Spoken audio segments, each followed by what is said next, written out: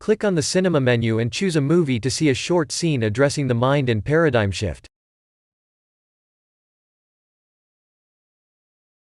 I will split up my father's empire. Now, this is obviously an idea that Robert himself would choose to reject, which is why we need to plant it deep in his subconscious. The subconscious is motivated by emotion, right?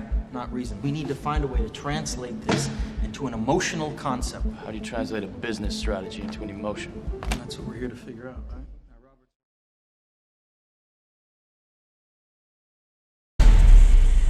Let's imagine for a few moments what our life would be like if we could access, let's say, 20% of our brain's capacity.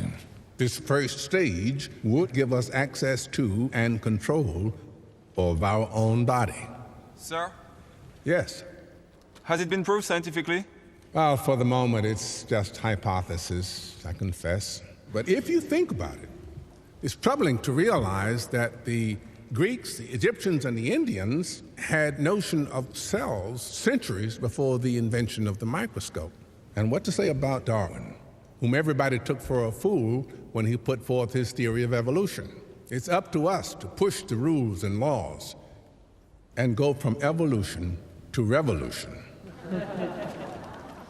100 billion neurons per human, of which only 15% are activated. There are more connections in the human body than there are stars in the galaxy. We possess a gigantic network of information to which we have almost no access. Sir? Yes? And what would be the next stage? Well, the next stage would probably be control of other people. But for that, we would need to access at least 40% of our brain's capacity. After control of ourselves and others would come control of matter. But now we're entering into the realm of science fiction, and we don't know any more than the dog who watches the moon. Excuse me, sir? Yes? But what would happen if, for some reason, we ignore somebody unlocked 100% of the cerebral capacity? 100%? Yes? I have no idea.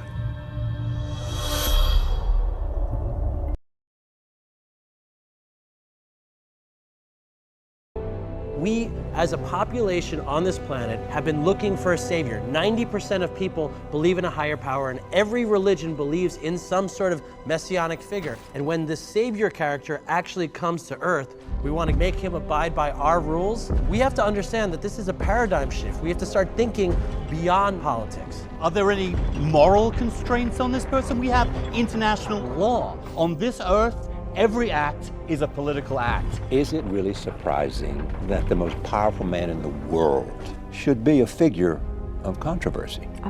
To have an individual engaging in these state-level interventions should give us all pause.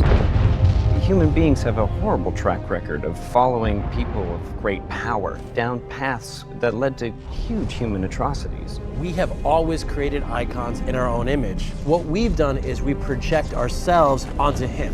The fact is, maybe he's not some sort of devil or Jesus character. Maybe he's just a guy trying to do the right thing. We're talking about a being whose very existence challenges our own sense of priority in the universe.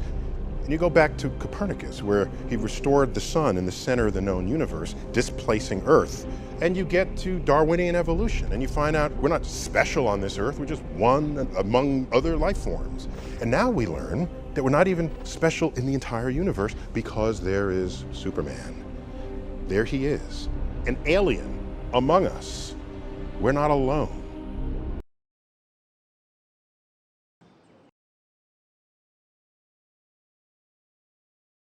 How did you know who he was gonna pick? We told him to. We've been telling him all day. From the moment he left his hotel room, we've been priming him, programming his subconscious. He's been seeing the number 55 all day long. On the elevator, in the lobby, even the stick pin on the doormat. Not only that, we loaded his route from the hotel to the stadium. He looks out the window, primers are everywhere. Now he doesn't see it, but he does. There's no getting around it. He even sees far.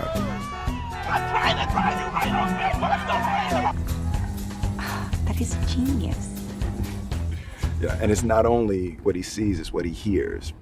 The Mandarin word for 5 is woo. There are 124 woo-woos in sympathy for the devil. Now, he's not registering it, but it's all there. So when he picks up those binoculars, looks out on the field, sees a familiar face with the number 55 on his jersey, some little voice in the back of his mind says, that's it. And he thinks it's intuition, and he picks. Do you want me to write it down?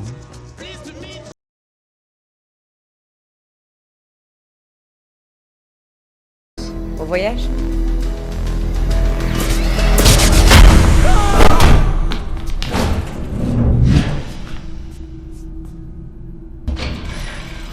Bonjour. I personally prefer to take the stairs to Paris. Welcome to the City of Light, Agent Rhodes. Hardy har har. What was with the helmet? My fun. What? Nothing. Oh. So they got a vault set. Yes. And it's the exact replica of the little French guy's bank. So he's a plant. It was a dupe, not a plant. They chose him. They knew which seat he was in. No. The audience picked the seat. Unless, of course, the audience didn't pick the seat. They let them think they picked the seat. We'll choose one at random then. Jack? Actually, they were just palming the ball with the seat number they wanted. We are looking at row number 5. Henley, could I please have a seat number? Lucky number 13. And could you just confirm that this is, in fact, your seat? He was selected. They programmed his mind to make him go to Las Vegas.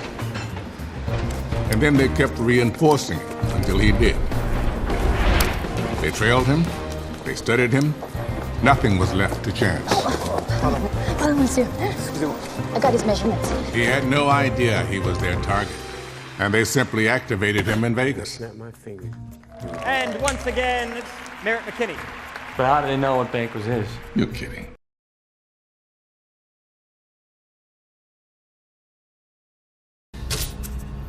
This will feel a little weird.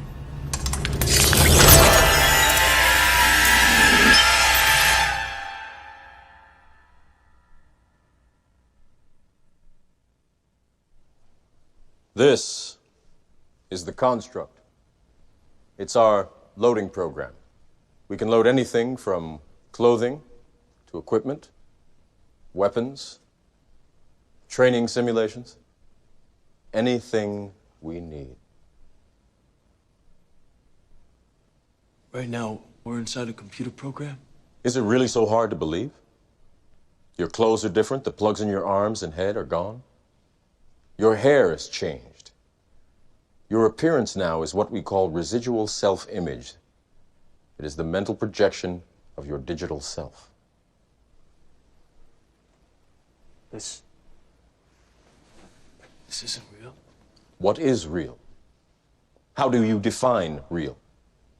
If you're talking about what you can feel, what you can smell, what you can taste and see, then real is simply electrical signals interpreted by your brain.